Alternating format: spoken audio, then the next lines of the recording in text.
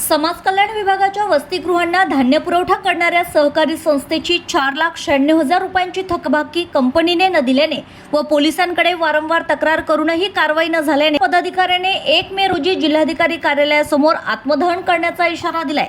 सहयोग नागरिक सेवा सहकारी संस्था अमरावतीचे प्रवीण सुरेशराव सावळे यांनी प्रसिद्धीस दिलेल्या प्रेस नोटनुसार शासनाने smart services private limited Pune या जिल्ह्यातील समाज कल्याण मुलांचे व मुलींचे वसतिगृहे आणि निवासी शाळा येथील भोजन कंत्राट दिले होते।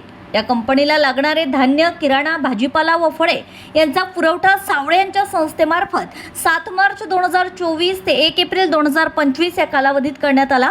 संस्थेने 73,86,764 रुपये किमतीच्या मालाचा पुरवठा केल्यानंतर कंपनीने फक्त 68,89,855 रुपये बँक खात्यात जमा केले। उर्वरित 4,96,909 रुपये रक्कम कंपनीने वारंवार मागणी करूनही दिली नाही। उलट जीवाने माझी धमकी दिल्याचा आरोप सावळे यांनी केलाय। तक्रार देऊनही कंपनी पैसे परत करत नसून उलट धमकी देत आहे। गुन्हा सुद्धा दाखल केला जात नाही असे सावळे यांचं म्हणणं आहे। त्यामुळे कुटुंबात भीतीचं वातावरण निर्माण झालंय। माझ्या मृत्यूला स्मार्ट सर्व्हिसेस प्रायव्हेट लिमिटेड पुणेचे सर्व पदाधिकारी तसेच जिल्हाधिकारी अमरावती यांनी या प्रकरणाशी संबंधित असलेले पोलीस विभागातील सर्व पोलीस अधिकारी जबाबदार राहतील असं सावळे यांनी प्रेस नोटमध्ये म्हटले आहे। 13 एप्रिल 2026 रोजी अँटी करप्शन ब्युरो कार्यालयाने सावळे यांना बोलावून लेखी बयान घेतलं होतं। मात्र आज 15 दिवस झाले तरी कंपनीने रक्कम दिली नाही आणि गुन्हाही दाखल झाला नाही असं त्यांनी नमूद केलंय। फोनवर प्रवीण प्रभूने स्मार्ट सर्व्हिसेसचे मॅनेजर आहे यांना फोन करत होतो तर त्यांनी तुमच्याच्याने जे होईल तुमच्याच्याने जे करायचं असेल ते करून घ्या आणि मला जीवे मारण्याची पण धमकी त्यांनी दिली होती। मी स्मार्ट सर्व्हिसेस अँड कंपनी समाज कल्याण ज्यांचं काम चालू आहे हॉस्टेलला त्यांना मी माल सप्लाय केला आहे। मागील 2 वर्षापासून माझा माल सप्लाय चालू होता आणि 1 ते 1.5 वर्ष झालं माझा मी माल देणं बंद केलं आणि त्यांनी माझे पेमेंट देणं बंद केलं। माझे 73 लाखाच्या जवळजवळ त्यांच्याकडे अमाऊंट होतं।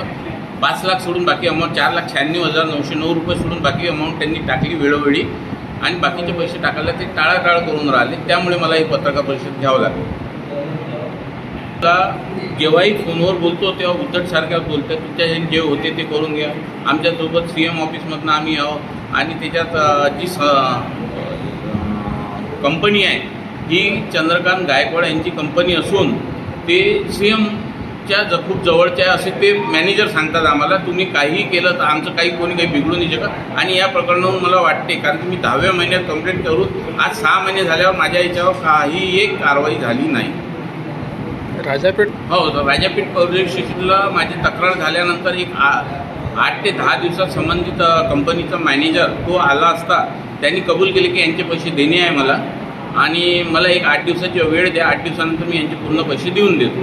मग त्यानंतर तो तिथनं गेल्यानंतर त्यांनी काय केलं काय नाही की त्या तपास अधिकाऱ्याला अँटी करप्शनमधून फोन आला, कोणी किनगे म्हणून आहे DYSP अनिल किनगे अमरावतीचे, त्यांचा फोन आला आणि तेव्हापासून माझ्या प्रकरण एकदम थंड बस्त्यात पडलं तर मग कुठे हल्लंच नाही। परत पण मी कंप्लेंट केली त्यावरही काहीच नाही झालं माझ्यासोबत। मी आता एकदम आत्मदहनाचा इशारा देत आहे म्हणजे तुमचा न्यायाविषयक भावना संपलेली आहे? हो सर, माझी न्याय व्यवस्थेवर पूर्ण भावना उठून गेली। मला कुठेच न्याय नाही मिळाल्यामुळे मी 1 मेला महाराष्ट्राने आत्मदहन करणार आहे। कोर्टाचा पण मार्ग अवलंबला असता तुम्ही जे लोक इथे असे म्हणू शकतात ते कोर्टात पण मॅनेज करू शकेल ना, काय सांगता येते त्याला? ते मला 5 लाखासाठी जर मला अजून 15 वर्ष जर घुमवून ते लोक त्या व्हॅल्यू नाही राहील सर त्याला।